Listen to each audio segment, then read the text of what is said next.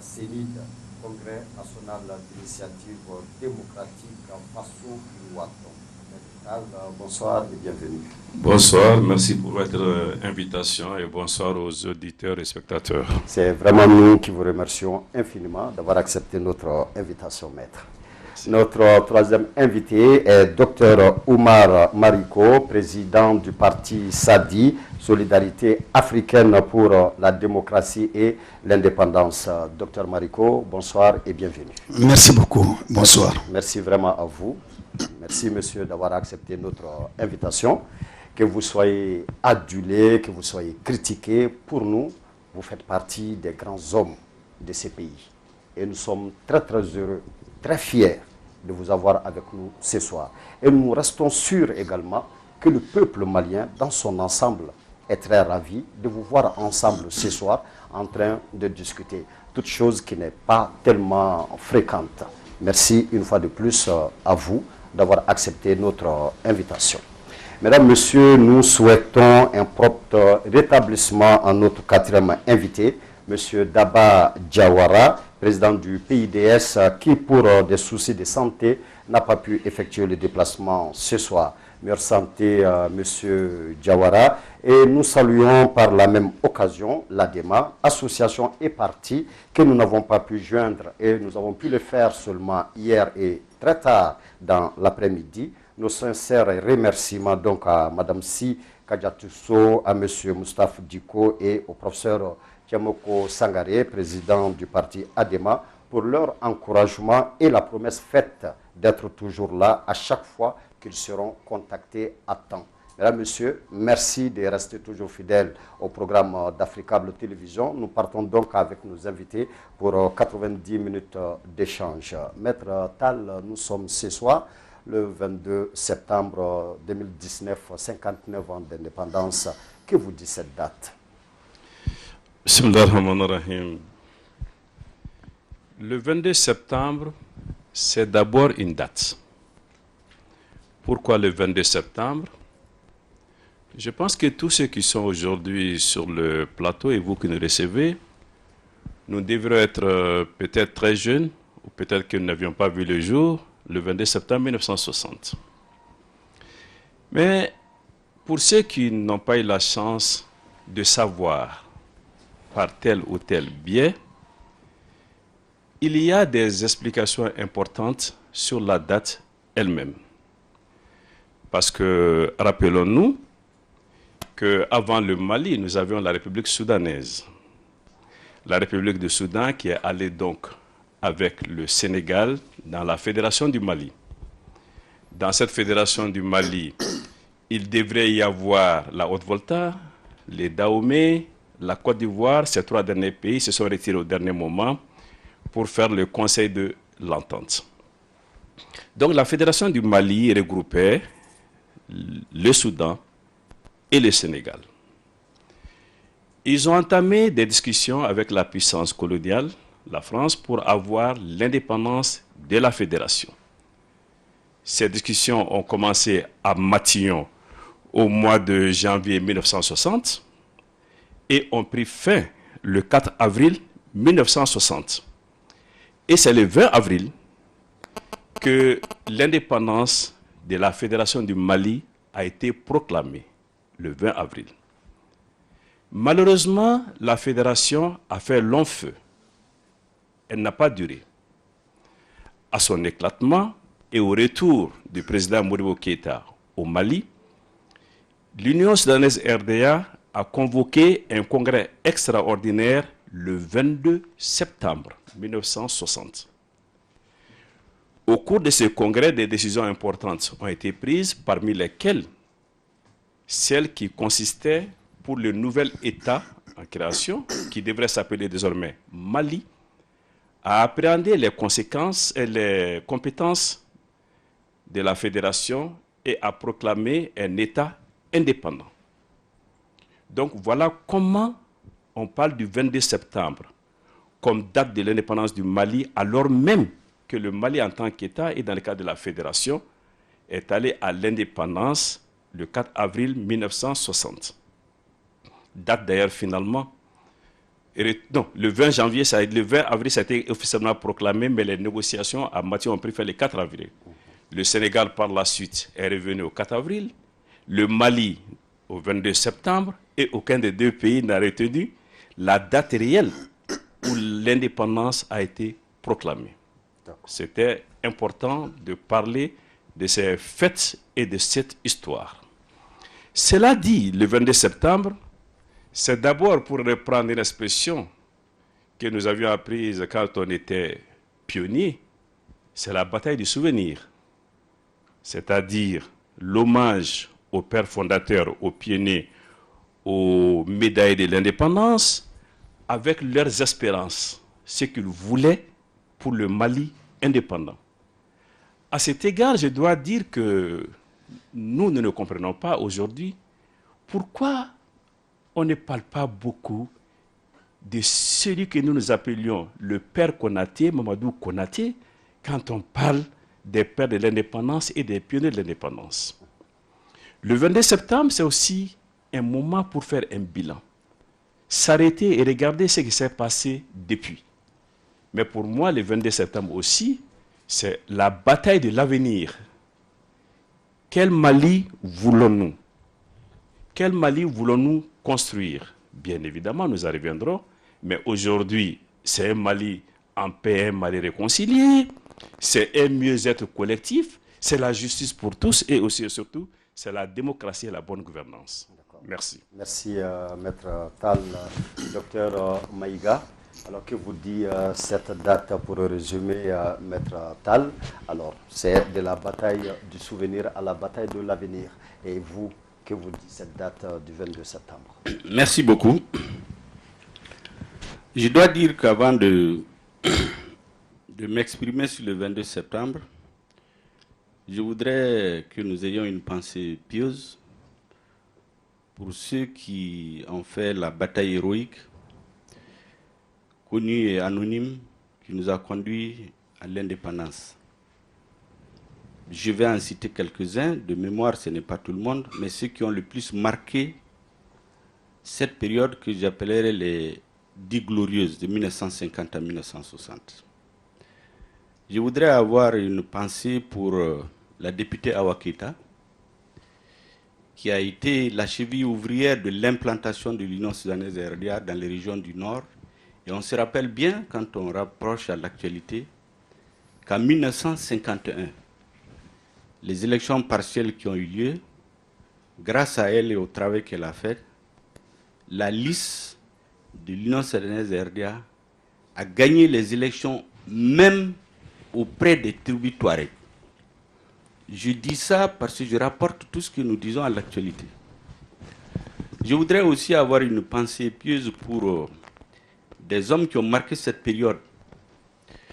Vous savez, les 3 dernières années de cette décennie, 57, 58, 59, 1960, ont été déterminantes dans la vie de la nation.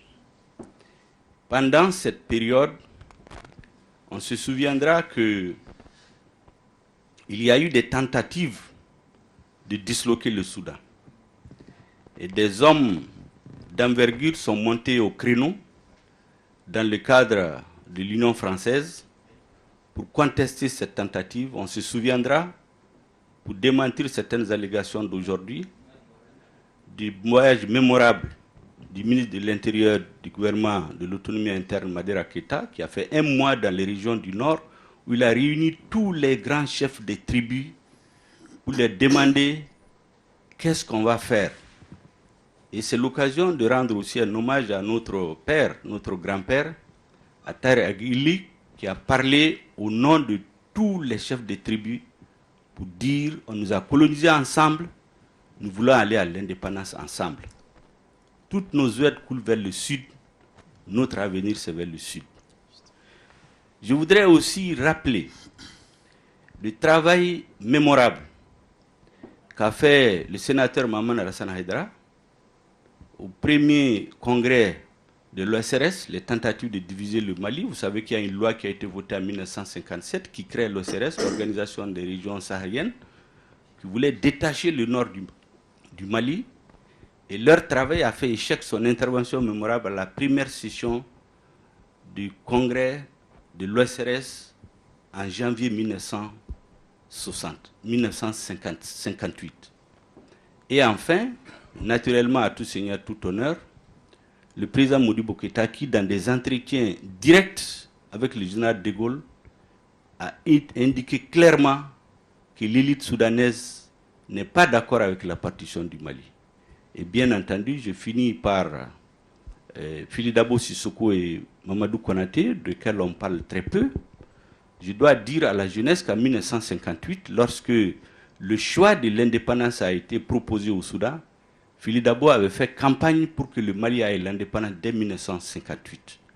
Le RDA, pour des raisons stratégiques, avait un autre choix. Mais lorsque le président Modibo Keïta a proclamé l'indépendance du Mali en 1960, et c'est là que je retiens 3 temps forts, il y a le discours du président Modibo Keïta, il y a le discours de Fili Dabo Sissoko qui, au nom de la réconciliation, a rallié la proclamation d'indépendance du Mali, et enfin le choix qui a été fait ce jour de construire un État souverain et indépendant. C'est important de le dire aujourd'hui par les temps qui courent, où on est dans un État qui a perdu totalement sa souveraineté. Merci bien. Merci à M. Maïga. Docteur Mariko. Permettez-moi d'abord placer ce débat, au nom de nos grands militants qui ont disparu ces derniers temps. Je pense à Marou Traoré de la commune 5 qui était chargé de nos élections.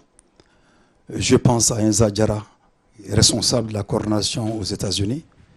Et je pense à Elabi Mariko, qui est décédé, maire de la commune rurale de Kolangeba.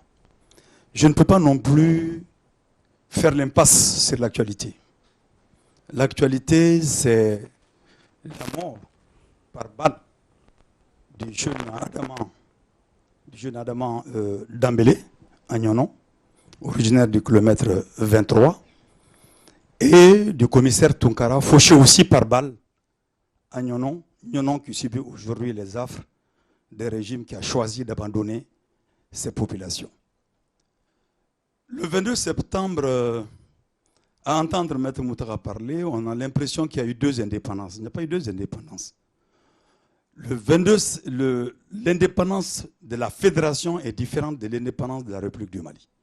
Parce que l'indépendance de la fédération, c'était une indépendance dans la communauté française, conformément au vœu du général de Gaulle de 1958.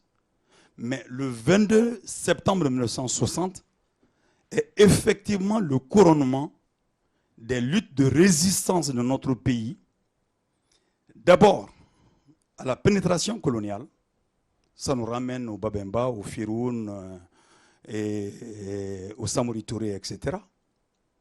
Et les luttes émancipatrices des syndicats maliens à l'époque, dont un des braves syndicalistes, Tchemoro Garankouaté, et pour revenir à l'Union soudanaise de Réa, dirigée par le président Modibo Keïta.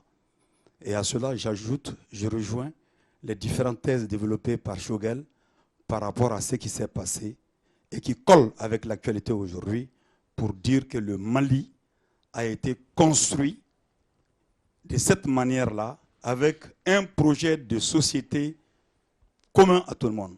Un peuple, un but, une foi. Il s'agissait de construire une nation. Il s'agissait de construire cette nation dans l'indépendance. Il s'agissait d'avoir une foi à un avenir radieux pour l'ensemble des citoyens de la République du Mali. Je vous remercie. Merci, monsieur Dr Mariko. Maître Tal, nous allons parler maintenant de l'avènement de la démocratie. Vous avez été un grand acteur de ce mouvement démocratique. Et le peuple malien, à l'époque, avait fondé beaucoup d'espoir sur cette nouvelle ère dite démocratique. Est-ce que nous pouvons dire aujourd'hui que les attentes ont été comblées, oui ou non, pourquoi? Merci. Permettez-moi de lever un petit quiproquo.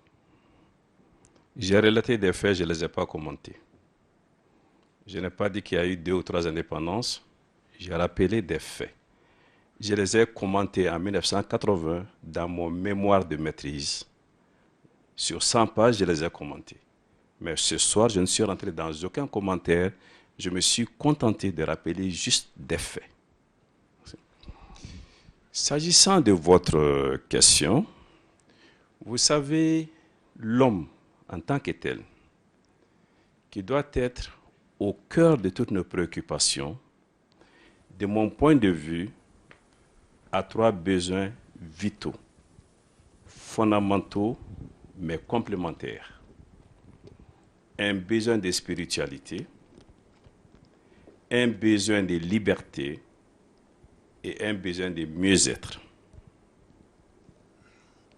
1991, pour moi, pour nous, c'était d'abord et surtout la quête de la liberté. Et pensant que la démocratie est le meilleur des systèmes politiques, convaincu de cela encore aujourd'hui, qu'aucun système n'est comparable ni meilleur à la démocratie, que je distingue de l'usage qui ferait de la démocratie tel ou tel régime ou telle personne, nous nous sommes engagés dans un combat difficile à l'époque pour cette liberté. Vous savez, il y a Saint-Just qui a dit qu'on ne règne pas innocemment. D'autres ont dit on ne gouverne pas impunément. Quand nous avions pris la décision difficile de nous battre pour instaurer au Mali le pluralisme démocratique et que nous avons été suivis et supportés par le peuple du Mali, c'est parce qu'il y avait des défaillances réelles dans ce domaine. Je prends une seule illustration, le débat pourrait me permettre de les développer. Nous étions dans le cadre d'un parti unique et constitutionnel. Unique et constitutionnel, ce qui veut dire que le seul fait d'être malien signifiait ipso facto qu'on était militant d'un parti avec tout ce que cela peut générer. Nous nous sommes élevés contre cela. Et le faisant, on a pensé que la démocratie, avec tout ce que cela génère, allait aboutir, en plus de la liberté conquise, à un mieux-être. Je pourrais être amené à développer ces points au cours des débats. D'accord. Merci, Maître Al. Et pour vous, Docteur Maïga, est-ce que les attentes du peuple alors, sont comblées, finalement? Je pense que vous avez parlé de notre démocratie. Oui.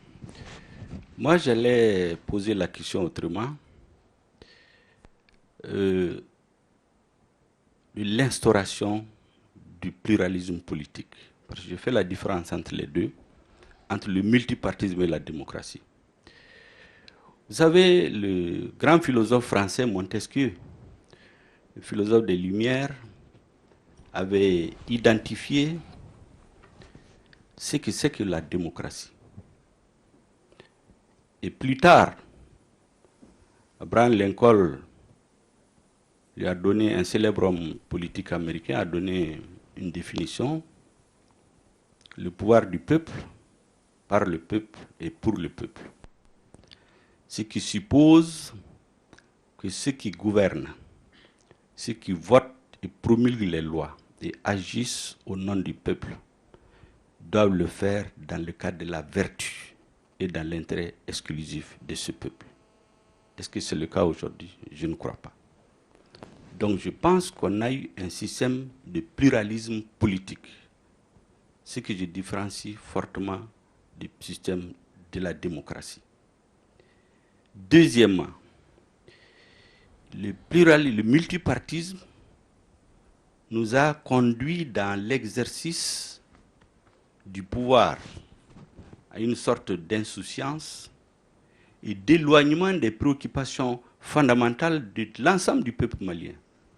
Nous reviendrons là-dessus dans les débats pour dire qu'en réalité, en 1991, il peut y avoir quelques personnes qui n'étaient pas d'accord pour la transition vers le pluralisme politique, mais je ne crois pas qu'il y en avait beaucoup. Alors donc, le résultat c'est quoi aujourd'hui? Une sorte d'insouciance dans la gestion de l'État qui nous a conduit petit à petit à la déliquescence de l'État, avec les conséquences que nous vivons aujourd'hui, où pratiquement tout le monde est en insécurité. Et vous savez que le premier besoin de l'homme, c'est la sécurité. Un État qui ne peut pas assurer la sécurité des personnes et des biens est un État qui a un défaut de légitimité.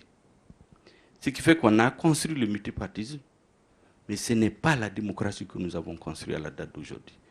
Nous avons une armée qui a été totalement émasculée à travers la gestion pluraliste, qui s'est transformée pratiquement en une armée d'opérette, où 500 personnes venues de l'extérieur sont venues prendre notre pays et le diviser. On a une école qui s'est complètement transformée en un lieu où pratiquement on ne forme pas le citoyen d'aujourd'hui et de demain. Et enfin, nous nous retrouvons avec une jeunesse sans repère.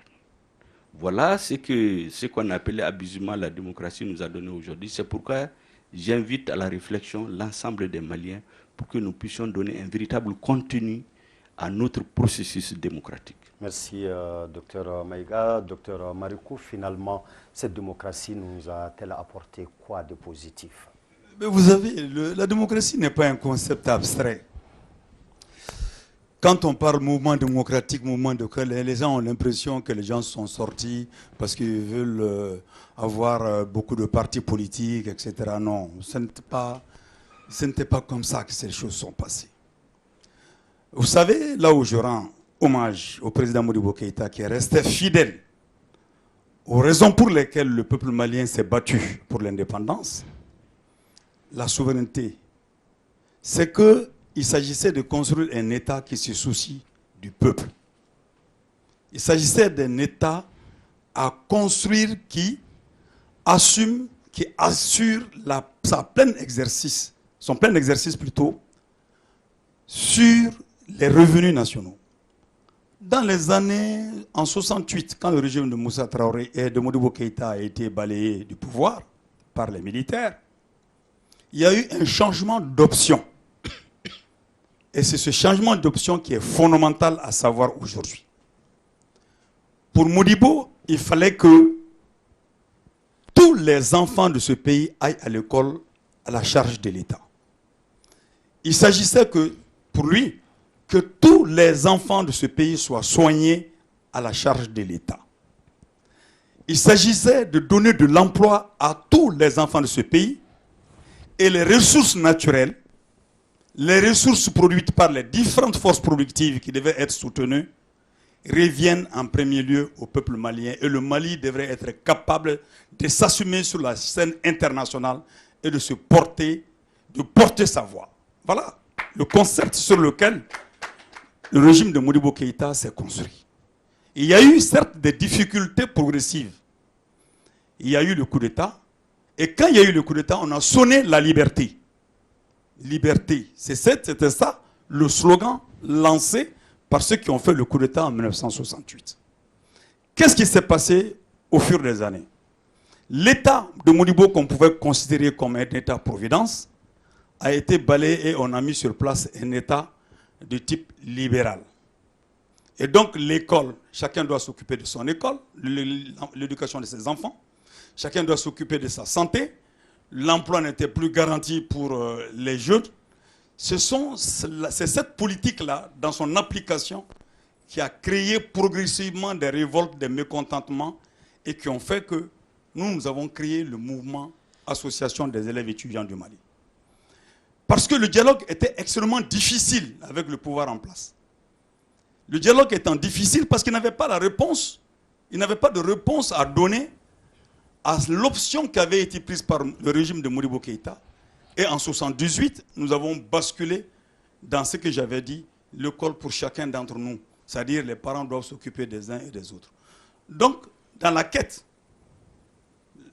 d'une école pour tous, des élèves étudiants, de l'emploi pour tous, de ceux qui sortaient des écoles, de la souveraineté nationale et de l'expression politique des mouvements sociaux se sont progressivement mis ensemble. Le premier échec du mouvement étudiant en 1980 a permis le foisonnement des organisations politiques de type clandestin qui ont, à la faveur des luttes menées par les uns et les autres et du contexte international, se sont retrouvés dans un vaste mouvement de contestation du régime qui économiquement ne répondait pas aux préoccupations des populations et qui ne laissait pas de place ou laissait très peu de place à la liberté d'expression et d'opinion. D'où, en fait, les revendications qu'on a baptisées des revendications démocratiques. Maintenant, la démocratie, c'est le pouvoir du peuple, par le peuple et pour le peuple. Maintenant, on n'est pas en démocratie parce qu'il y a des journaux, on n'est pas en démocratie parce qu'il y a des télévisions, on n'est pas en démocratie parce qu'on peut créer des partis politiques par-ci, par-là. On est en démocratie lorsque il y a la santé pour tout le monde, il y a l'éducation pour le plus grand nombre, il y a le travail et le pays peut parler en son nom sur la scène internationale. Donc si vous voyez ces deux périodes-là, du régime de Modibo Keïta maintenant, moi je vous dirais qu'il y a eu 2 républiques. Il n'y a pas 3 républiques. On parle abusivement de 3 républiques. Il y a 2 républiques. Une première république avec un État à orientation socialiste, donc un État-providence, et une deuxième république avec un État d'orientation libérale. Et orientation libérale qui a été en réalité le socle, l'orientation même de ceux qui ont pris le pouvoir en 1992 sous le label du mouvement démocratique et de la démocratie. Alors donc ça, c'est extrêmement fondamental pour moi à débattre. D'accord. Merci Mariko. Oui, justement, je suis à vous, maître, sur une question. Vous aurez aussi la possibilité de réagir. Voilà. En fait, la question, c'est toujours la même. Vous retenez, qu'est-ce que vous retenez de positif? Qu'on parle de démocratie, qu'on parle de multipartisme, qu'est-ce que vous retenez de positif finalement?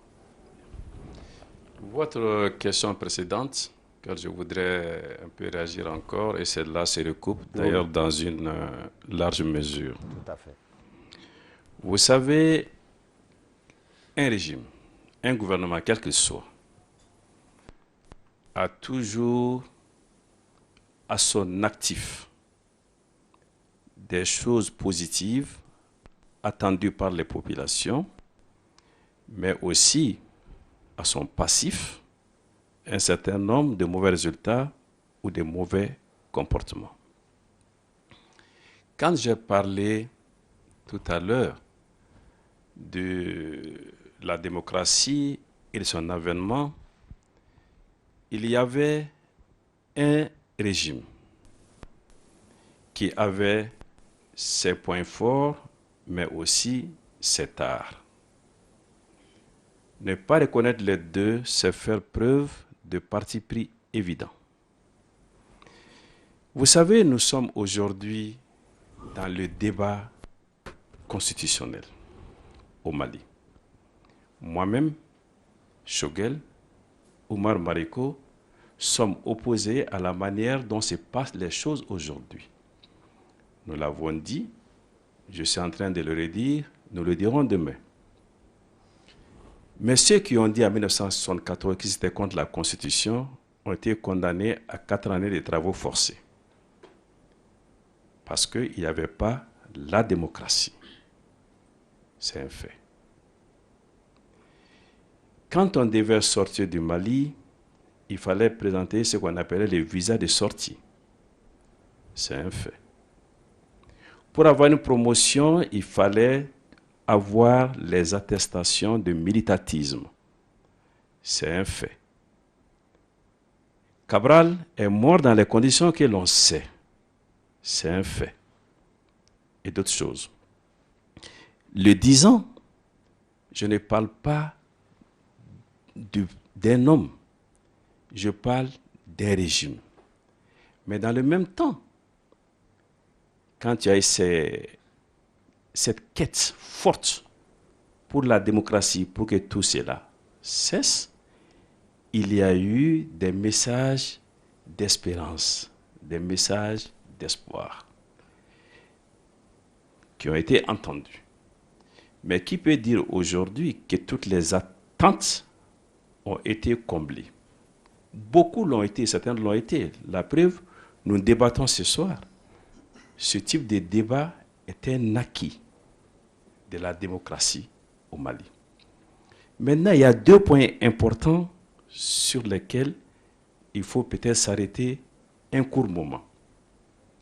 Le premier n'est jamais confondre, encore une fois, la démocratie avec un régime. Nous nous sommes battus pour un idéal. Ceux qui ont hérité de cet idéal se sont retournés d'abord contre nous. Ont jeté aux orties ce que nous attendions. Ont piétiné les promesses. Et ont amené les Maliens à douter même des vertus de la démocratie et quelquefois à rejeter la démocratie. Alors même que la démocratie n'est pas en cause, ce sont des hommes et des femmes qui se sont comportés de façon contraire à toutes les règles démocratiques. Le mouvement démocratique au Mali a gouverné du 26 mars 1991 au 8 juin 1992. Mais après, c'est l'ADEMA qui a pris le pouvoir avec le président Alpha Omar Konaré. Et ce pouvoir s'est perpétué jusqu'à aujourd'hui avec des visages différents. C'est important à dire. Mais quand je dis que par honnêteté, il faut reconnaître qu'il y a des bonnes et des mauvaises choses. Quand on dit aujourd'hui qu'ils ont cassé l'outil militaire, c'est parce qu'ils ont trouvé un outil militaire sous le régime que nous avons combattu, qui pouvait défendre le Mali. Ces prétendus démocrates l'ont cassé. Quand nous parlons des libertés, elles ne sont pas aussi ouvertement et fortement piétinées qu'avant. Mais où est votre collègue? Parlons-en. Et tant d'autres choses. Je ne suis pas du genre à tout peindre en noir ou en blanc. Toutes les attentes ne sont pas comblées. Beaucoup le sont, mais aussi des pseudo-démocrates ont passé par perte et profit les fruits de notre lutte. D'accord. Merci, Maître Tal. Docteur Maïga, vous aurez aussi la possibilité de réagir. Juste sur une question avant, sur le plan du patriotisme et de la redevabilité vis-à-vis du pays et vis-à-vis des citoyens. Si nous devons faire une analyse comparative du Malien sous Moussa et du Malien de l'ère démocratique, est-ce qu'on peut dire que le Malien reste le même? Je voudrais dire que un régime politique, il faut qu'on comprenne que nous sommes tous Maliens et à chacune des étapes de notre histoire, c'est des frères à nous, certains d'entre nous qui gouvernent. Je ne crois pas que de façon délibérée, des gens cherchent à faire du tort au Mali. Voyez-vous, moi je suis un produit de l'école publique créée par Modibo Keïta. C'est au moment où les enseignants suivaient les gens dans les hameaux, dans les villages, dans les fractions. La première école où j'ai été, c'était au bord du fleuve, sous la Payotte. Certainement, il n'y aurait pas eu une volonté de cette période-là, je ne serais pas là aujourd'hui. Et donc, personne ne peut de bonne foi au Mali remettre en cause le patriotisme et l'engagement des pères de l'indépendance. Mais vous savez, nous sommes les fils de cette République. Et la meilleure façon d'honorer leur mémoire, ce n'est pas forcément de dire qu'ils n'ont fait que du bien, c'est d'identifier effectivement là où il y a eu des erreurs et les corriger. En vérité, vous savez que dans la première constitution de la République du Mali, Metal parlait tout de suite du régime constitutionnel, le pluralisme politique était reconnu. Ceux qui ont tenté de créer des partis, Amadou Fayenke, quand il a déposé la demande de statut, toute la direction a été prise, jugée, condamnée, déportée. Ce n'est qu'après 1968 qu'ils ont eu droit de revenir au Mali. Vous avez vu aujourd'hui les mouvements séparatistes qui justifient leur combat par le fait qu'il y a eu un génocide contre eux pendant la première rébellion. J'ai eu un débat l'autre jour en leur disant qu'au lendemain des indépendances, il y a tous les régimes, qu'ils soient de gauche ou de droite, avaient le souci de maintenir l'unité nationale. Donc partout, il y avait des forces centrifuges. La rigueur de l'État s'est exercée sur elles sans pitié. J'ai rappelé ce qui est arrivé à Sakoiba quand les Bambara se sont révoltés et d'autres localités, dans mon propre village quand les gens se sont révoltés. Mais cela ne va pas m'amener à dire qu'ils avaient délibérément choisi de terroriser ou massacrer des gens. Chaque homme politique, il faut le situer dans le contexte historique où il est pour le juger. Maintenant, par rapport au choix dont a parlé mon frère Marikou, vous savez, l'économie socialiste, le jour où le choix se faisait, personne ne peut nier que c'était un choix patriotique. Mais la réalité, c'est que ce système, il n'a produit la finalité, qui est le bien-être du plus grand nombre. Ça n'a marché nulle part. L'Union soviétique, qui était à la pointe, la Chine, il n'y a pas plus patriote, plus nationaliste que les Vietnamiens, que Sékou Touré. La Guinée, on dit que c'est le château d'eau de l'Afrique. C'est un scandale géologique. Les Vietnamiens, il n'y a pas plus patriotes qu'ils ont gagné toutes les guerres contre le Japon, contre la France, contre l'Amérique. Mais les Vietnamiens importaient du riz pour se nourrir. Quand ils ont libéralisé l'économie, le Vietnam exporte du riz autosuffisant alimentairement et exporte. Donc moi, je veux que on ne juge pas les régimes en fonction des choix. Dans tous les cas, les choix politiques, c'est le résultat qui compte. C'est que historiquement, les choix de l'État-providence n'ont pas donné le résultat escompté. Deuxièmement, vous savez, les fonctionnements d'un pouvoir politique à chaque étape, il faut analyser ces dérives à partir du prisme du moment. Vous savez, il y a des camarades, des parents à nous qui ont été jugés et condamnés dans les années 74. Parce qu'ils étaient contre le régime, en réalité, dès le coup d'État, il y en a qui ne l'ont jamais accepté. Et quand le régime est en place, effectivement, suivant les périodes, suivant ce qu'il exerce, il y a toutes sortes de dérives qui peuvent arriver. J'imagine un peu si cette tendance avait pris le pouvoir dans les années 74. Mais ils allaient imposer la dictature du prolétariat au Mali. La plupart, ils étaient des partis communistes clandestins. Bon, il est vrai qu'en 1991, beaucoup sont venus parler de démocratie, mais en réalité, s'ils avaient pris le pouvoir dans ces années, je ne crois pas qu'on aurait parlé de démocratie. Donc, je veux que ces sujets-là, on les aborde dans une perspective historique. Dans la perspective historique, où en est-on aujourd'hui? Justement. En 1991, je rappelle, exactement, je rappelle en 1991, les principales libertés, liberté d'association, liberté d'entreprise, liberté de culte, étaient au Mali. La liberté de presse était restaurée en 1988. La transition vers le multipartisme a fait l'objet d'une confrontation entre un certain nombre de forces politiques qui voulaient appréhender le pouvoir tout de suite et d'autres qui l'avaient.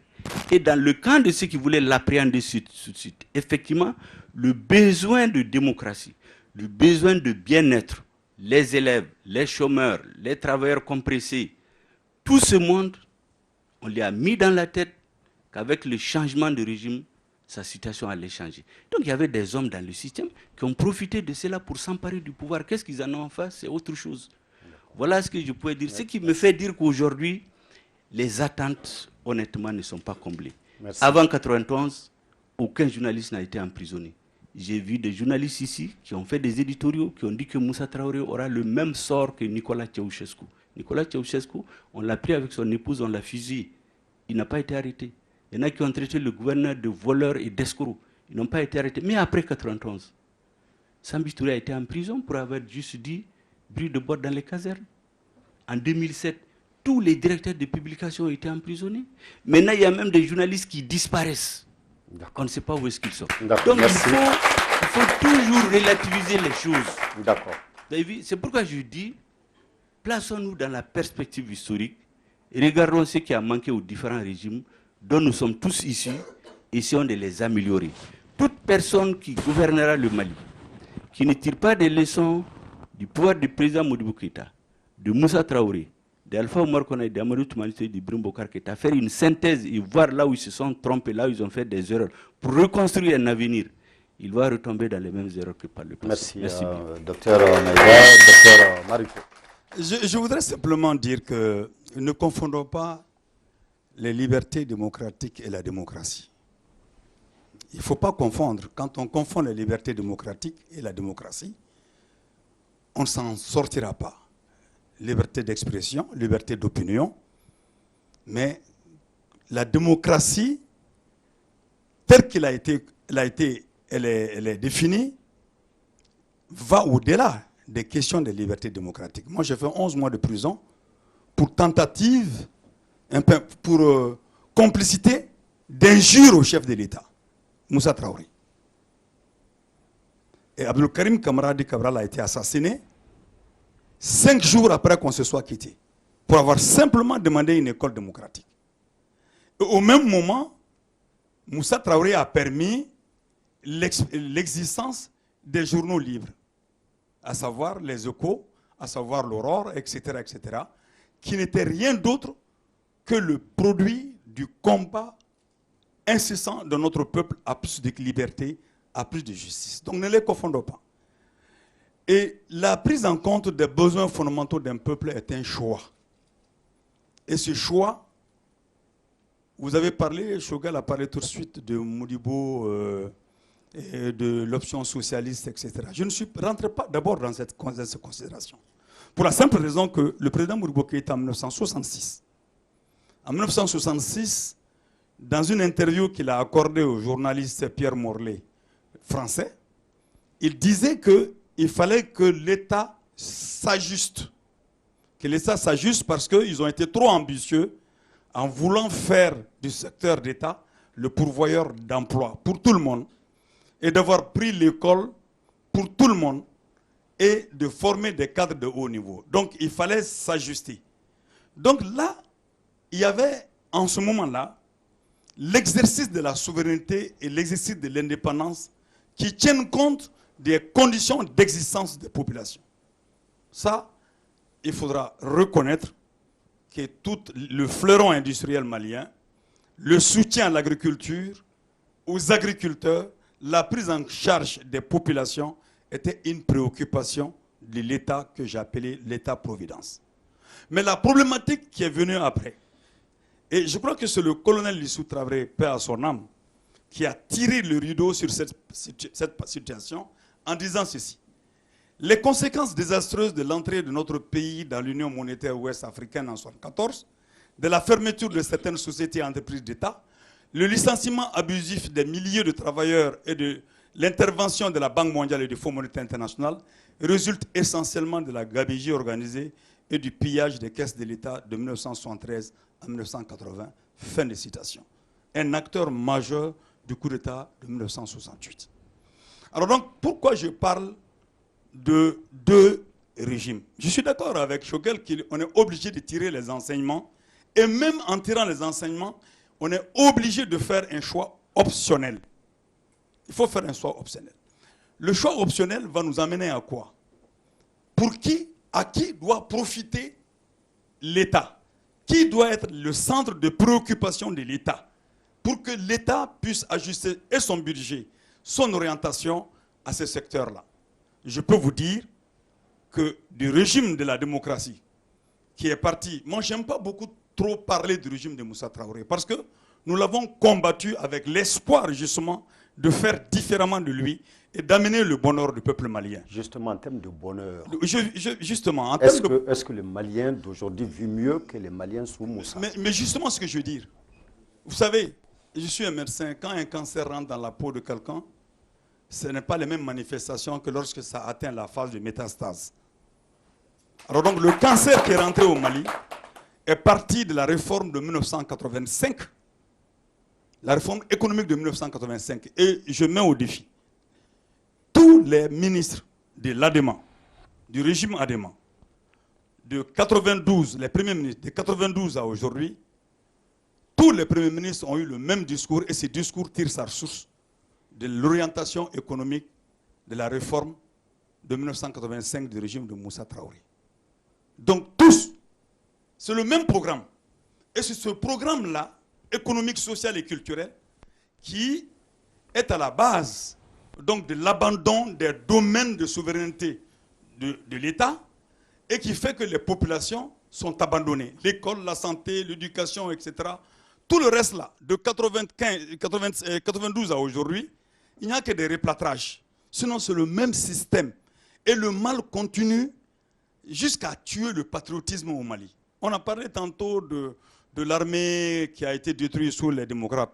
Quand même, disons un peu les choses que ça s'est passé. Ça me ramène à ma fameuse thèse de cancer.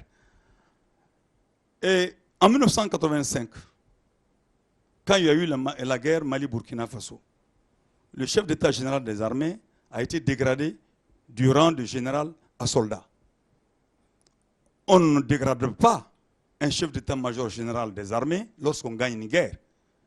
Et on a eu les différents scandales à faire de l'intendance militaire, de ceci, cela. On a vu que le matériel de guerre n'était pas entretenu. Il y a eu beaucoup de problèmes à ce niveau-là. Mais cela ne dédouane pas ceux qui ont pris le pouvoir en 92. C'est pourquoi je dis, je tire le rideau sur le régime de Moussa Traoré à partir de cette déclaration de Issou Traoré pour me tourner vers ceux-là qui se sont dit démocrates et qui ont promis monts et merveilles, d'abord aux élèves étudiants du Mali. Les revendications scolaires que nous avons présentées à cette époque-là ont été soutenues par ceux-là qui sont au pouvoir. Mais malheureusement, de 92 à aujourd'hui, il n'y a qu'une marche à reculons. Et il se trouve que les revendications scolaires sont reprises en compte aujourd'hui par les enseignants.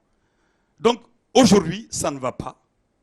Ça ne va pas aujourd'hui. Le Mali a perdu sa souveraineté.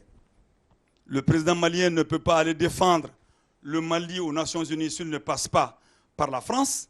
Le ministre des Affaires étrangères malien ne peut pas aller défendre le dossier malien s'il ne passe pas par la France. Le président de la République du Mali ne peut pas aller se rendre dans tous les coins du Mali comme il le veut.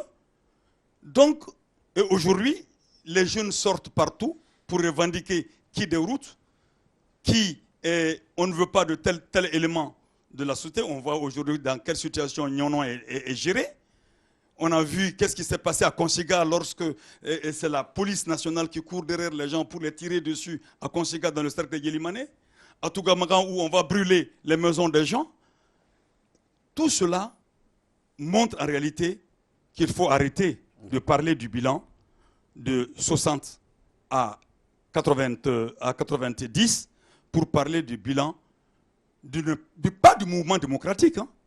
Et là, je suis entièrement d'accord avec Moutara quand il a dit que le mouvement démocratique a pris le pouvoir de 26 mars 91 aux élections de 92. Là, je suis entièrement d'accord avec vous là-dessus. Mais de 92 à aujourd'hui, la gestion, c'est la gestion de l'ADEMA, PSJ, avec ses différents prête-noms ou ses différentes composantes qui gèrent aujourd'hui le Mali, qui ont complètement changé le visage de ce pays et qui en ont fait un pays pour ceux qui sont au pouvoir. Ils ont liquidé les opérateurs économiques, ils ont liquidé l'agriculture, ils ont liquidé la santé, ils n'ont rien laissé. Mais pourtant, pour tout résumer, je dois dire une seule chose, que l'État malien est devenu aujourd'hui un État au service de la finance internationale et des prébendiers nationaux, gendarmes des firmes internationales, et puis sévit contre le peuple pour l'enrichissement de ceux qui sont au pouvoir. D'accord. Merci, docteur Mariko. Maître Tal, nous allons parler maintenant de la Constitution du 25 février 1992. 3 présidents sont élus depuis 1992, mais chacun a tenté de réviser cette Constitution. Du coup, nous voulons savoir qu'est-ce qui se trouve dans cette Constitution qui ne dérange que lorsqu'on est à Koulouba.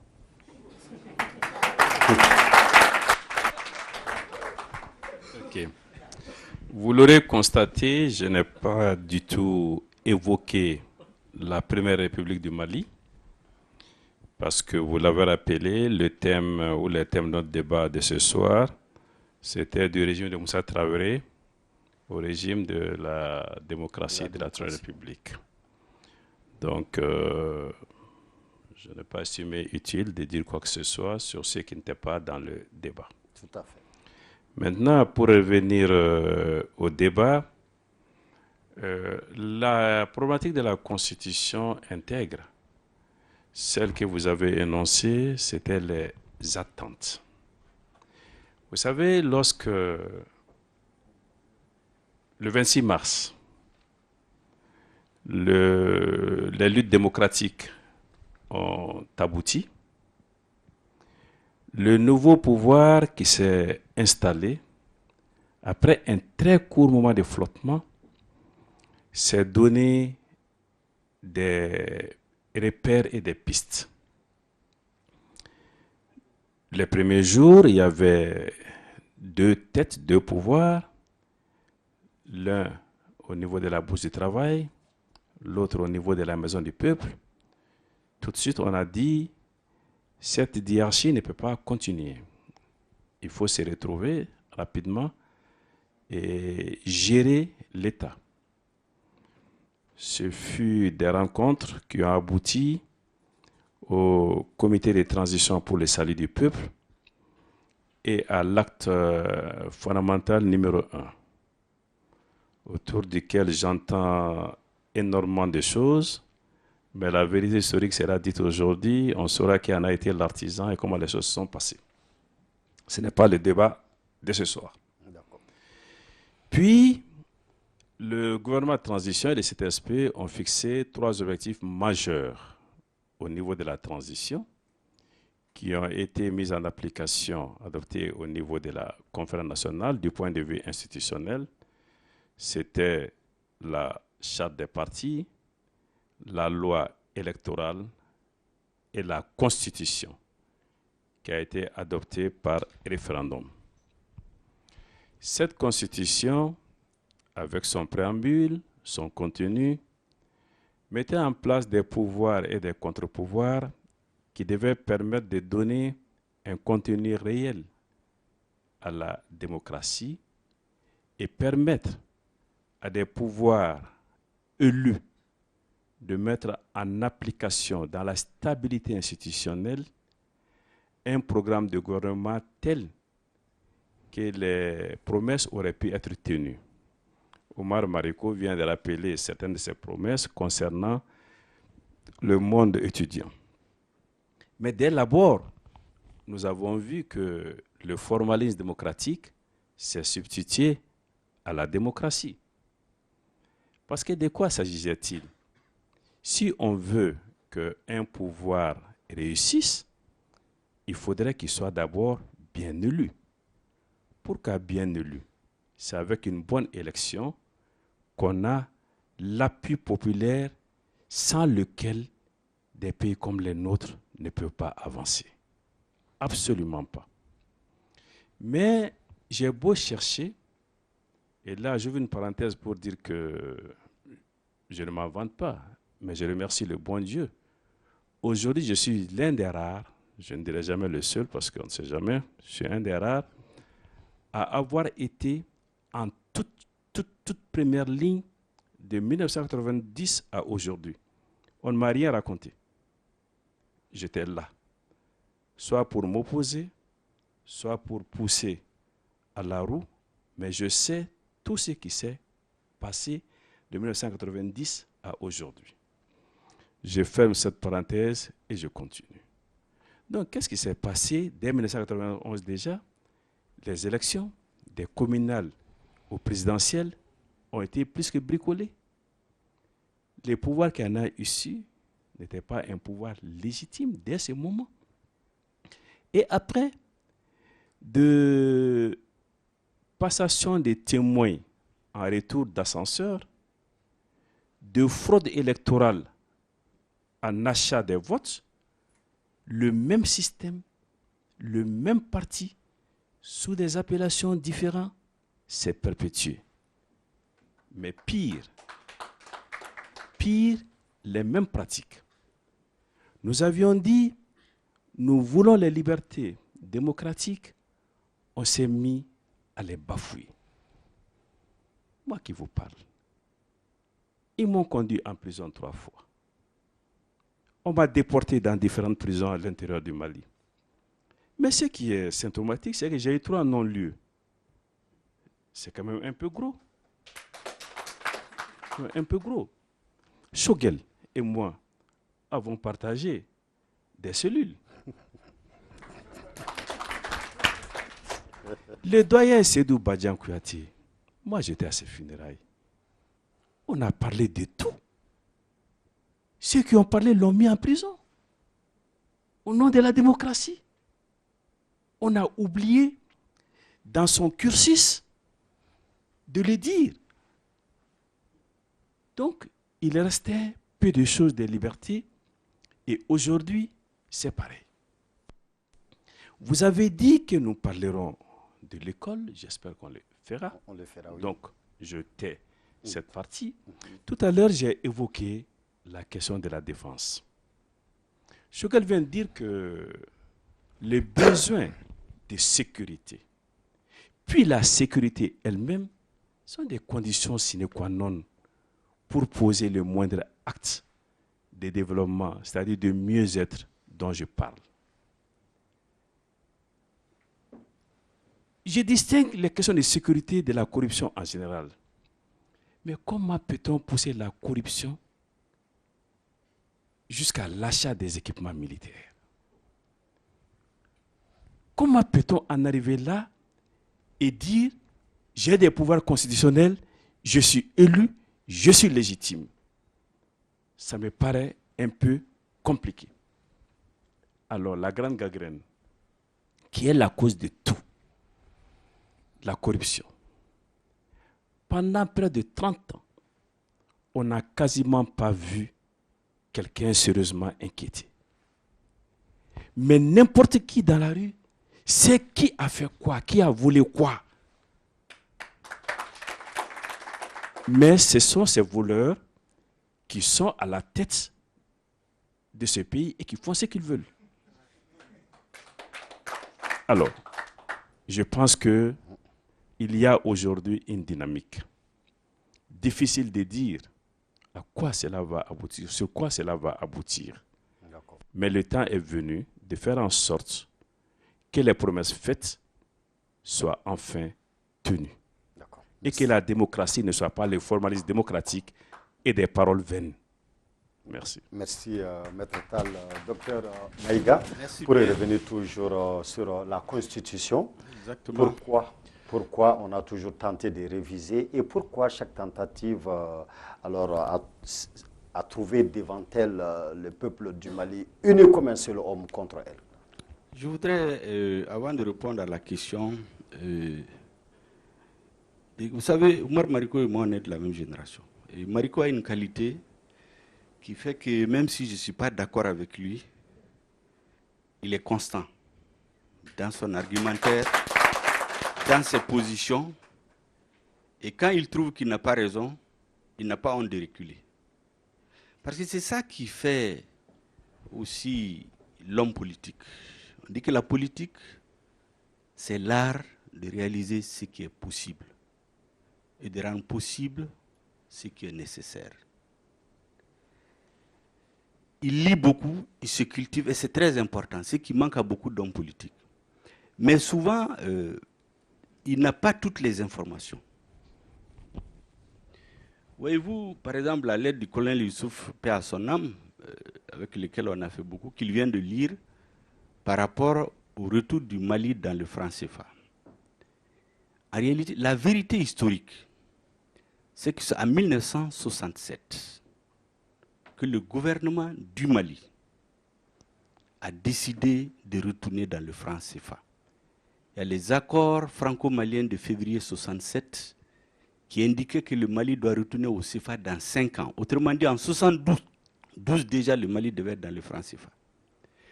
Vous avez la version classée secret, qui est faite en 50 copies, 25 au gouvernement malien, 25 au gouvernement français, qui n'est pas connue du grand public, même le bureau politique de l'USRDA n'est pas au courant.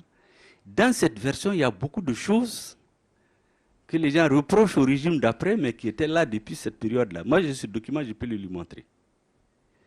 Vous avez, en 1991, tous les secteurs stratégiques, ça fait le bras de fer entre le gouvernement et la Banque mondiale, devaient sortir du programme d'ajustement structurel. Les secteurs comme les chemins de fer, l'énergie, la CMDT ne devaient pas être privatisés. Les partants volontaires à la retraite, le gouvernement a obtenu qu'on retire l'enseignement, la santé des partants volontaires à la retraite et les militaires. C'est ainsi que la condition qui a été posée, c'est que tous les partants volontaires des autres secteurs qui devaient partir à la retraite, il fallait les payer. C'est pourquoi il y a eu 26 milliards de francs CFA tombés au trésor le 26 mars 1991 pour les partants volontaires qui n'ont jamais eu à la date d'aujourd'hui. Je ne sais même pas pourquoi. Certains sont morts sans l'avoir. Les partants volontaires à la retraite. Ensuite, on est revenu pour étendre le système de départ volontaire à la retraite et à l'enseignement et à l'école. Ce qui était déjà obtenu qu'on les sorte de ça. Tout ce que j'ai dit là, c'est des vérités historiques. Parce que moi, j'ai été aux différents procès, j'ai entendu les ministres affirmer des choses, je me suis documenté. Enfin, la question de défense. Personne ne peut nier ceux qui sont du secteur la puissance de feu de l'armée malienne. En fait, ce qui s'est passé pendant la guerre de 85, je voudrais lui dire, le général qui a été dégradé, ce n'est pas parce qu'on a perdu la guerre. C'est parce qu'à la fin de la guerre, le président a fait une séance de 9 heures de temps avec l'ensemble de la hiérarchie militaire. À l'école de police. Tous ceux qui ont commis des fautes. Et ce chef d'état-major a commis une faute dont on ne parle pas. Parce que le fameux char malien qui s'est trouvé au Burkina, c'est quoi? C'est un char dont la chenille s'est coupée aux derniers instants du combat. Et donc les militaires qui l'ont laissé sur le terrain, quand ils sont venus rendre compte à leur chef, qui était le colonel Daffy, il leur a instruit de retourner pour le ramener, ou le brûler. Et un d'entre eux a fait commis l'erreur de téléphoner au chef d'état-major, qui était au courant des négociations politiques, que le cessez-le-feu va être signé dans quelques heures. Donc il leur a dit que ce n'est pas la peine d'aller risquer leur vie. Le résultat, c'est que ce char a été tracté par les Burkinabés, exposé à Ouaga comme un butin de guerre. Mais le président a tiré la leçon. Tous ceux qui étaient dans la chaîne ont été sanctionnés. Il a été dégradé jusqu'au dernier grade qu'il a eu dans l'armée française. Et les autres militaires ont été radiés de l'armée. Et après enquête, celui qui n'a pas fautif a été réhabilité. C'est ça la vérité historique. Mais je crois qu'il y avait un problème au niveau de ce pouvoir-là aussi. On n'expliquait pas beaucoup de choses avant. Voilà ce qui s'est passé en réalité, pourquoi ce général a été dégradé. Maintenant, effectivement, après, il y a eu beaucoup de choses, personne ne va dire que tout était rose, c'est quand même assez, pas très honnête de le dire. Mais comme Mountaga l'a dit, par rapport à ce qui se passe aujourd'hui, je crois qu'il n'y a aucune commune mesure. Maintenant, pour revenir à la démocratie, à la Constitution. Vous savez, ce qui s'est passé le 22 mars 2012 indique très clairement que nous devions passer une 4e République. On avait mis dans la Constitution de 92 que le coup d'État est un crime imprescriptible. Mais c'est les mêmes personnes qui ont voté après l'amnistie pour les auteurs du coup d'État. Allez-y voir où est la cohérence. Pourquoi on l'a mis là-dedans? Simplement parce qu'en écrivant la Constitution de 92, il y a beaucoup de gens qui étaient de bonne foi. Comme Mountaga l'a dit, il y a l'esprit et la lettre et l'application qu'on fait de la Constitution. C'est que dans le magma qu'on appelait le mouvement démocratique, mais il y a des gens qui tiraient les ficelles, qui ont cherché à appréhender le pouvoir à tout prix. Ils ont appréhendé le pouvoir, ils ont influencé toutes les décisions qu'ils pouvaient influencer, ils ont pris le pouvoir, ils en ont fait ce qu'ils veulent. Et c'est pour cela que chaque fois qu'ils veulent changer, et pourquoi d'ailleurs les présidents, c'est chaque fois c'est à la fin de leur mandat qu'ils veulent changer les constitutions? Pourquoi? On se pose les questions. Et chaque fois c'est en période de crise politique. La première fois Konaré a essayé, il était en conflit politique avec le Coupo. Je rappelle au passage que Marico a fait 8 mois de prison sous la Deuxième République. Mais Marico, on a voulu l'assassiner sous le Coupo. Marico a été obligé de s'exiler pendant 8 mois. Parce que d'après lui-même, on voulait l'éliminer. Avant, on le jugeait, on le mettait en prison, mais là, on voulait l'éliminer. ça les démocrates. Alors, comparez vous-même. Alors donc, c'était en situation de crise politique, de crise de confiance. Le président a reculé à la dernière minute. Le président Amadou Toumani Touré, c'était aussi à la fin de son mandat. Lorsqu'il y avait beaucoup d'incertitudes, parce que l'État ne fonctionnait plus en réalité. Ce qui fait que chaque fois que le président présente le projet de constitution, les citoyens voient derrière une malice et un enjeu, comme aujourd'hui, où nous savons très bien que la révision constitutionnelle a un objectif majeur, c'est inscrire dans la Constitution, en marbre, les outils législatifs pour organiser de façon subtile la partition de notre pays sous l'influence des mouvements séparatistes et de la communauté internationale. C'est pourquoi les Maliens doivent s'opposer à ça aujourd'hui. Merci, docteur Maïga. Il y a beaucoup de choses qui mériteraient pour moi d'intervenir, de réagir. Je dois dire d'abord à Moutara que l'acte fondamental pour moi était une régression par rapport à ce qui s'est passé. L'acte fondamental a été l'astuce justement pour freiner l'évolution normale du mouvement révolutionnaire qui avait été déclenché en mars 91, mais on pourrait en débattre, on n'a pas le temps. Et je souhaiterais qu'on fasse un débat autour de cette question-là. La deuxième chose, je disais à Choguel, merci pour les compliments, mais je dois dire que pour ceux qui comptent, moi j'ai passé 11 mois de prison sous le régime de la dictature, comme on le dit, et j'ai eu à partager les mêmes cellules avec des gens qu'on appelait l'affaire de l'intendance militaire. J'ai beaucoup appris par rapport à ce qui s'est passé au sein de l'armée, qui était, le monsieur me disait, croyez-vous que nous avons une armée? Nous avons une armoire. Donc on va débattre, mais c'est sans commune mesure avec ce qui se passe aujourd'hui. L'autre question, c'est-à-dire, il a parlé, j'ai fait 11 mois sous Moussa Traoré en prison, et j'ai fait 11 mois d'exil. Ma femme a été arrêtée avec mon enfant d'1 an et demi, emprisonné par Soumaïlou Boubé Maïga. Oui, par Soumaïlou Boubé Maïga. C'était le vrai tortionnaire, il continue à l'être d'ailleurs. Non, il faut qu'on se dise les choses. Alors donc, il y a eu cela. Mais pour parler de la Constitution, la Constitution de 92 n'est pas la Constitution de mon option politique. Parce que cette Constitution ne donne pas obligation au pouvoir de tenir ses engagements électoraux. Ça ne donne pas non plus obligation au pouvoir de donner la santé à la population, d'en faire une obligation, le travail, de veiller, de rendre transparente les gestions. Cette Constitution ne donne pas cette obligation. Si je dois changer la Constitution, c'est dans cette direction-là. Mais tous les changements de Constitution programmés, de Alpha Omar Konaré à Ibrahim Boubacar Keïta, et le changement de Ibrahim Boubacar Keïta, la proposition d'Ibrahim Boubacar Keïta, n'est même finalement pas de lui. C'est parce que justement, c'est une marionnette. Ibeka est devenu une marionnette des institutions internationales, mais il y trouve son compte. Parce qu'il s'est installé avec une espèce, comme j'avais dit, de rentier d'État dont il doit préserver les intérêts et préserver les intérêts de la communauté internationale. Là, je suis entièrement d'accord avec toi. Et cette dernière version de constitution, de changement de constitution, est la plus dangereuse. Les autres, c'était, ils veulent changer la constitution pour un 3e mandat ou un 4e mandat, etc. C'était ça. Essentiellement, c'était ça.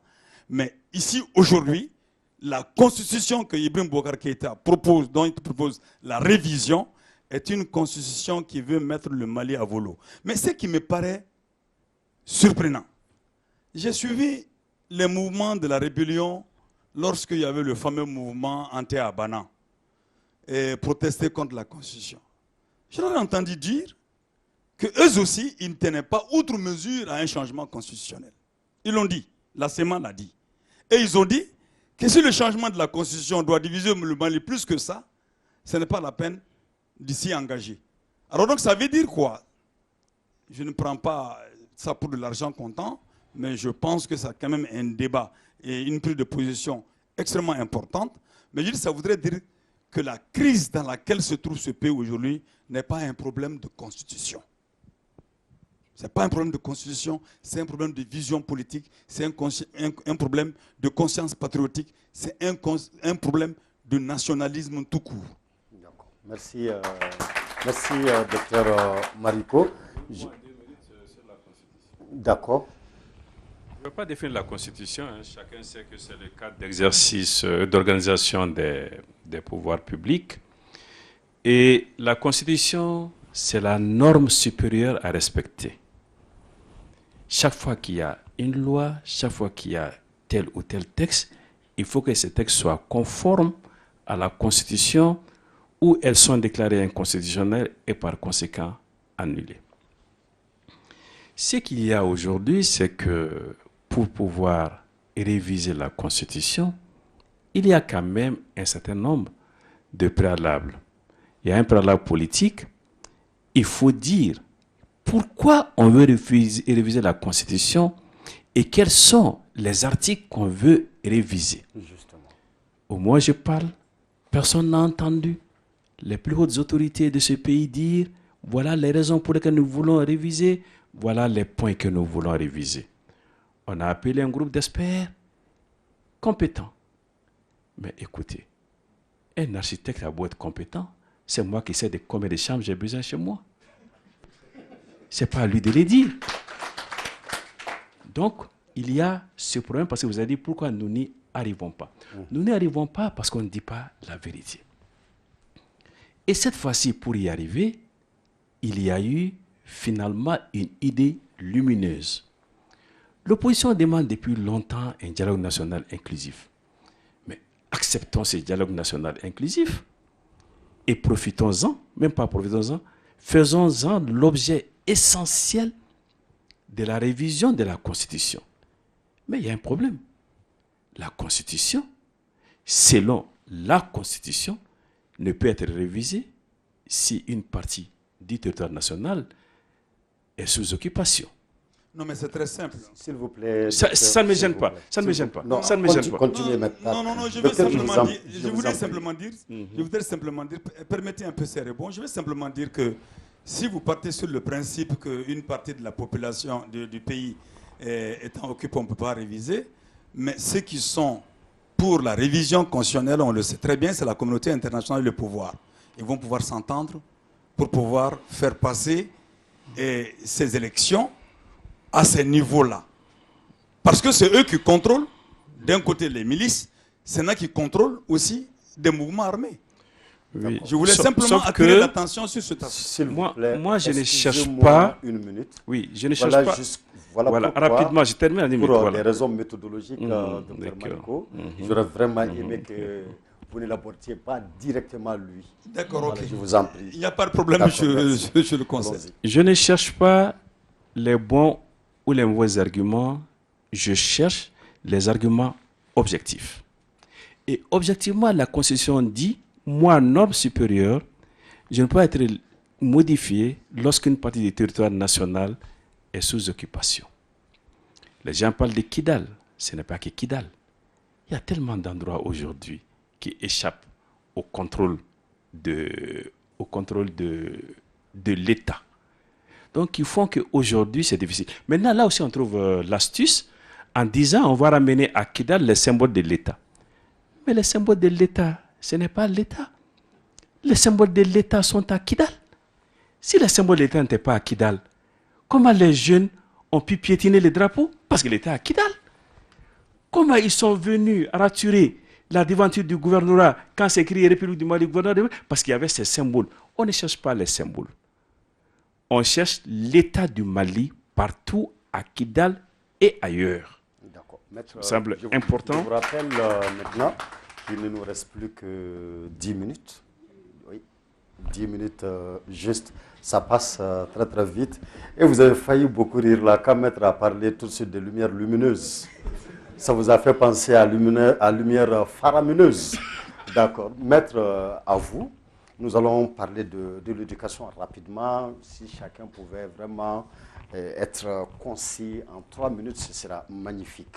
Maître, par rapport à l'éducation, l'alcool, la drogue, la prostitution font vraiment le quotidien des jeunes du Mali. Alors, en tant que leader, en tant que démocrate, que chez-vous face à cette jeunesse qui vote pour vous? Vous avez parlé d'abord de l'école. Je voudrais dire et rappeler qu'en 1995, chef de l'opposition à l'Assemblée nationale, j'ai déposé une motion de censure contre le gouvernement pour la mauvaise gestion de l'école. Et tout ce que nous avons dit ces jours-là, indexé, dénoncé, est en cours aujourd'hui. J'aurais tellement souhaité avoir tort, mais malheureusement, les faits donnent raison.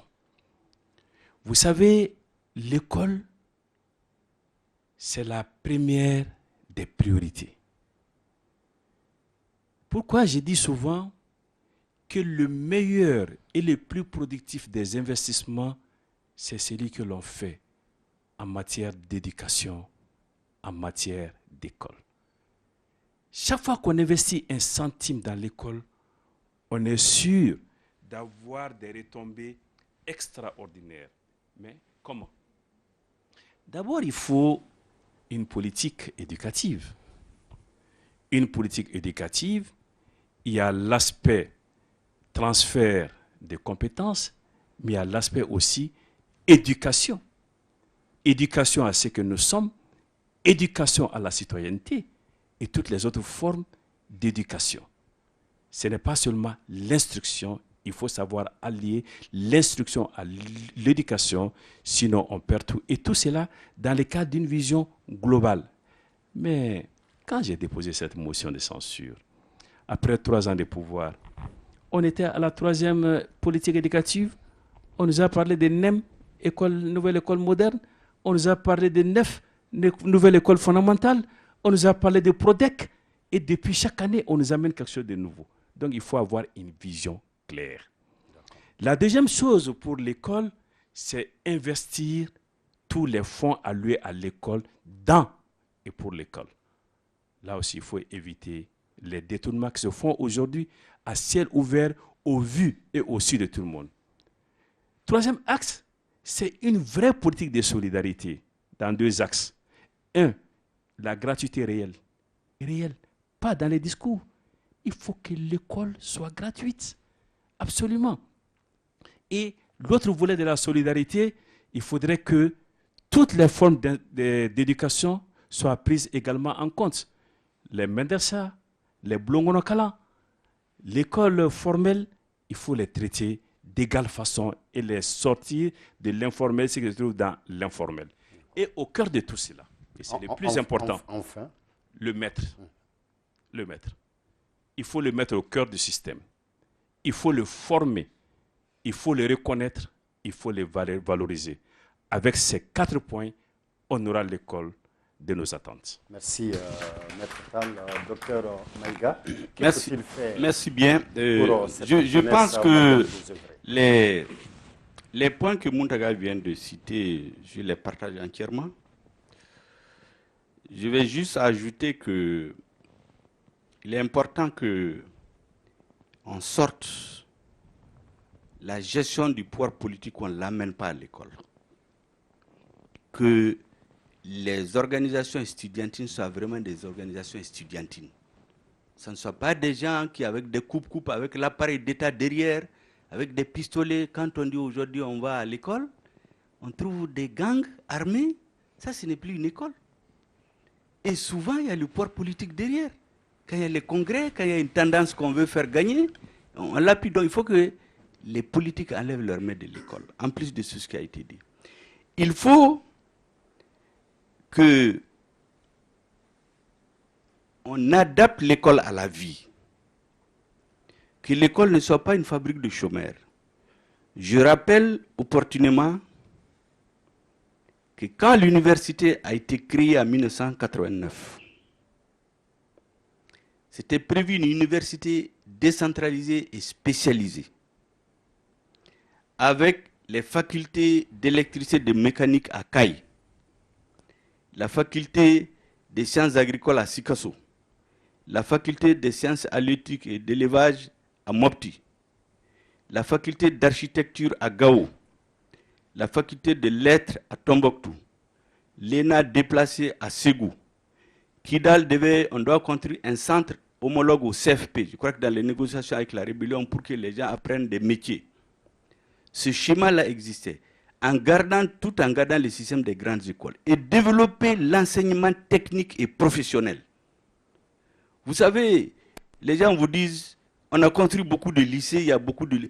La politique de décentralisation des lycées, ça a commencé en 69-70, il y a eu les lycées de Markala, de Tombouctou, de Sévaré, ainsi de suite. Ça s'est étendu plus tard à toutes les régions. Il faut construire des écoles techniques et professionnelles où les gens apprennent des métiers. Tout le monde ne peut pas être universitaire.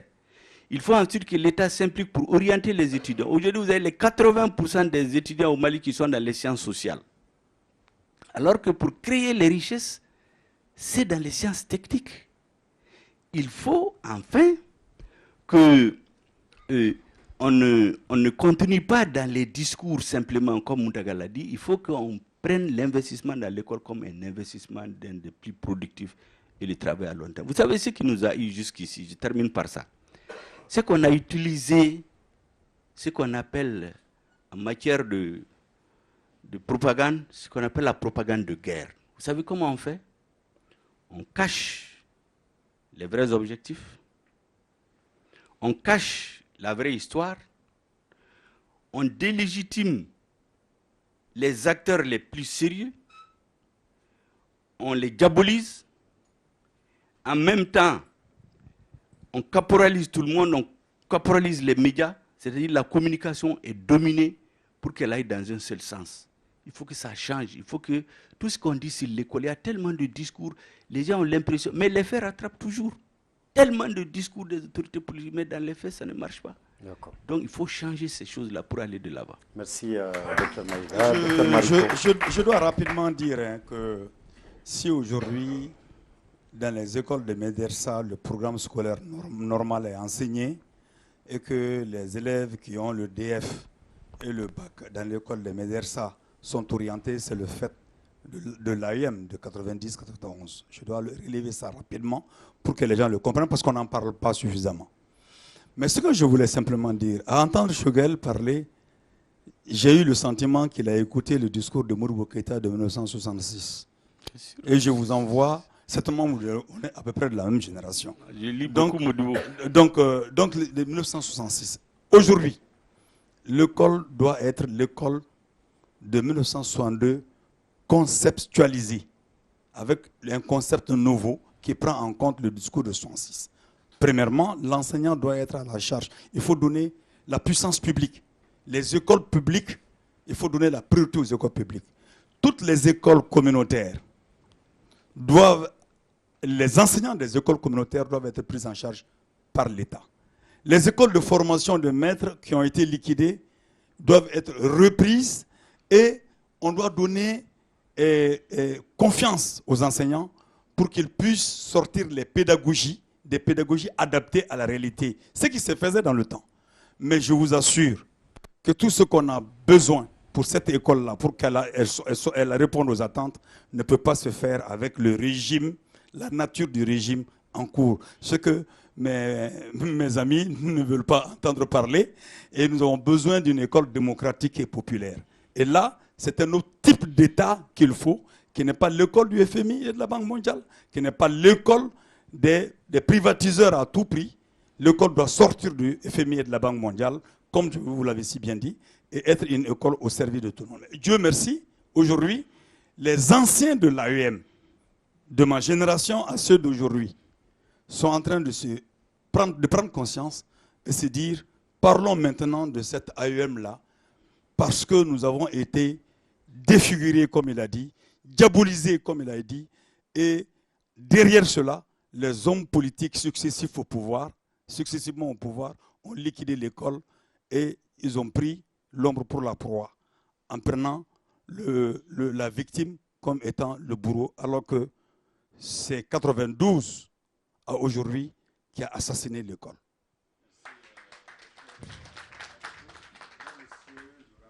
Que vous suiviez l'émission politique, le débat d'Africable Télévision, ce soir sur la thématique du régime Moussa Traoré à l'ère démocratique. Comment expliquer expliqué la situation peu reluisante de notre pays. Et nous avons eu l'immense honneur et le très grand plaisir de recevoir Maître Muntakatal, président du parti CENID, Congrès national d'initiative démocratique Faso Iruaton, Dr Shogel Kokala Maïga, président du MPR, Mouvement patriotique pour le renouveau, Dr Oumar Mariko, président du parti SADI, Solidarité africaine pour la démocratie et l'indépendance. Pour ma part, mesdames, messieurs, ce fut un réel plaisir de vous servir ce numéro politique, les débats. Nous nous donnons rendez-vous dimanche prochain pour un autre numéro.